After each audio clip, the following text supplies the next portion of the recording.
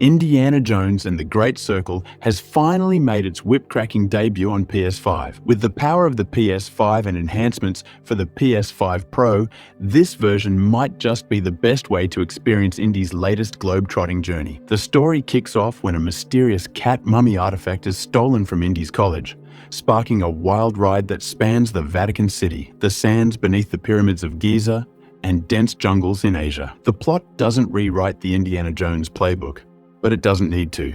It nails the feel of an old-school adventure movie. Secret tombs, ancient legends, and Nazi punching action all included. Fans of the film series will find plenty to smile at. The game is packed with Easter eggs, references, and even full-scene recreations that tie back to the iconic movies. MachineGames clearly has a deep love for this universe, and it shows in the attention to detail. Troy Baker steps in as the voice of Indy, with Harrison Ford's likeness still used for the character. Surprisingly, the combo works. Baker's performance is sharp, full of charm, and backed by facial animations that avoid the dreaded uncanny valley. His delivery captures the wit, sarcasm, and toughness that defines Indiana Jones, and it's easy to forget you're not hearing Ford himself.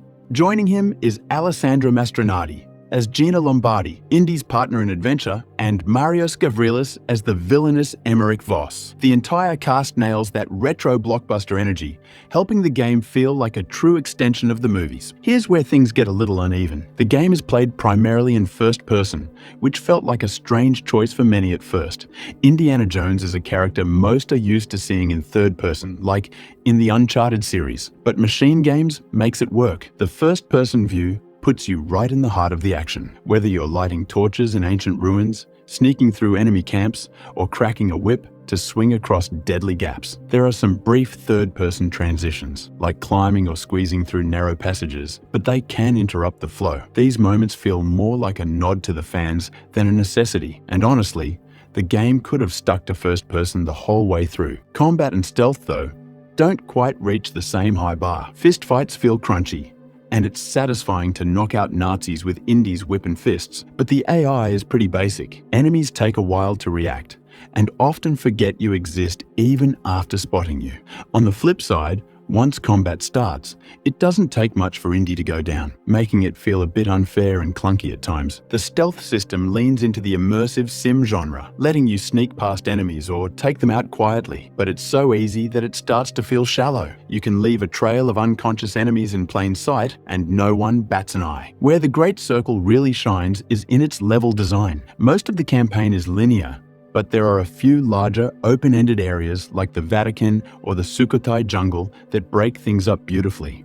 These open levels are dense with secrets, side missions, and collectibles. What's great is that the side content doesn't feel like filler. Many of the optional missions give background on characters or add depth to the main plot. It's absolutely worth checking them out, especially if you want more lore and hidden treasures. Visually, Indiana Jones and the Great Circle is stunning on PS5, and even better on the PS5 Pro. Every tomb, jungle, and secret temple is filled with detail, from flickering torchlight to moss-covered stonework. The lighting, in particular, is phenomenal. Dark spaces feel moody and mysterious, while wide-open views of ancient ruins look like they were pulled from a movie set. It runs buttery smooth at 60 FPS on the base PS5, with no frame drops, no crashes, and only one minor visual bug during our time with it. On the PS5 Pro, you get native 4K, ray tracing, and better reflections, all of which add even more polish to the experience. The DualSense controller's haptic feedback is another win. You'll feel every punch, every whip crack, and even the rumble of collapsing tombs. The adaptive triggers also add a sense of weight to actions like pulling levers or swinging on vines.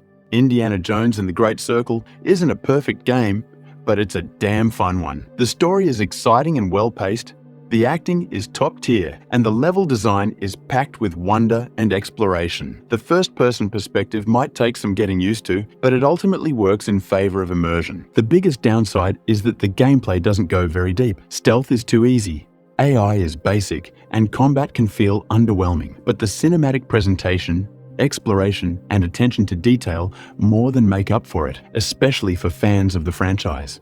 So, is Indiana Jones and the Great Circle worth playing on PS5 in 2025? Yes, especially if you're into cinematic adventures and classic indie action. While the gameplay won't blow you away, the story, visuals, and performance on PS5 make it a treasure worth unearthing. Thanks for watching, and don't forget to like and subscribe for more game reviews just like this one. See you in the next one!